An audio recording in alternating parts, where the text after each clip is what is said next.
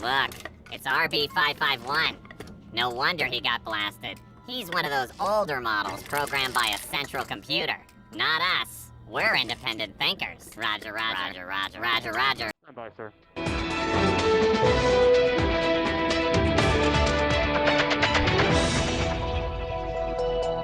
The highly anticipated trial of former MPD officer Derek Chauvin kicked off today behind heavily fortified barriers of the Hennepin County Government Center in Minneapolis. Razor wire, 12-foot fencing, and boarded windows speak to the tensions still simmering around the controversial death of George Floyd last year after Chauvin knelt on his neck for over 9 minutes as bystanders recorded the interaction. Chauvin already facing 2 charges. Second-degree unintentional murder and second-degree manslaughter. Will have to wait at least one more day before jury selection gets underway as the prosecution is seeking an appeal for a 3rd charge to be added of third-degree murder after presiding judge Peter Cahill initially dismissed it. The Minnesota Court of Appeals ruled Friday that Judge Cahill was wrong to refuse its reinstatement. This now delaying jury selection by at least one day as Cahill mulls this over. Meanwhile, Democrats in Congress are pushing again to end qualified immunity for police officers in lawsuits in a lengthy bill named after the late Floyd. But will an act of Congress really make any substantive changes to police practice? Joining us now to discuss is retired Baltimore PD turned police management scholar, Dr. Michael Wood is here with us. Dr. Wood, good to see you. First, let's look over to Minneapolis and the Chauvin trial. The country was rocked by weeks of unrest after George Floyd's death last summer. Given the allegations and racial bias undertones against police officers across this country, will it be possible for Derek Chauvin to receive a fair and untainted trial? Well, I don't really think that anyone actually receives a fair and untainted trial, especially when you're in such a public exposure and everyone's going to basically know about this. So he's really not going to get a fair and untainted trial, but it seems very clear that he doesn't even need a fair and untainted trial to eventually beat these charges. When you were mentioning that they were talking about adding the murder charge, that is a clear sign that they don't actually know what their intent is. They don't know the angle they're going with. You can't be charging somebody with accidentally killing somebody and intentionally killing somebody at the same time. So they don't have their story together. I think the case is obviously very weak. That's a good point. Is it significant to you at all that Derek Chauvin is being tried separately from the other officers who were on scene that day?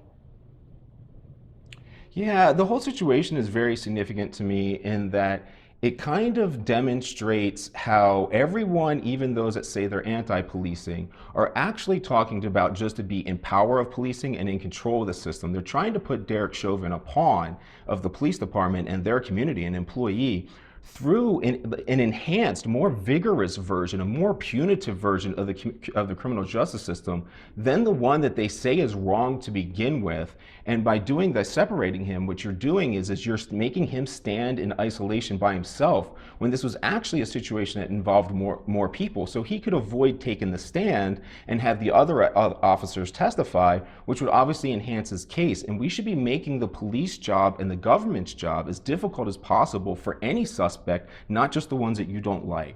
And back here in D.C. in 2020, Dems tried to end qualified immunity, but the bill was struck down by then Republican-led Senate. The scales have since tipped to an even split, with Vice President Kamala Harris being the tiebreaker now. If Congress can get this passed this time around, how might this impact policing around the country, you think? This is going to be extremely detrimental to communities that really want their policing. Let's take the Derek Chauvin case and actually explain what qualified immunity will mean. Qualified immunity means you can't sue the city, you can't sue the managers in charge, you can't sue the politicians, you can't sue the police department and the city that did this, that created this officer and set this officer out there to do these missions and train these missions. Instead, you're actually going to go after Derek Chauvin and after him personally, and he would have to end up being protected by something like private insurance companies. So what you're going to end up doing is making it so that victims of police brutality will have to sue an insurance company, and then officers will be acting in accordance to the insurance company's policies, not your policies that your community is setting, because they're going to avoid being sued, not avoid following what you want them to do. A big part of my scholarship that I've really was surprised to find out is we have this big separation between communal ethics and individual ethics.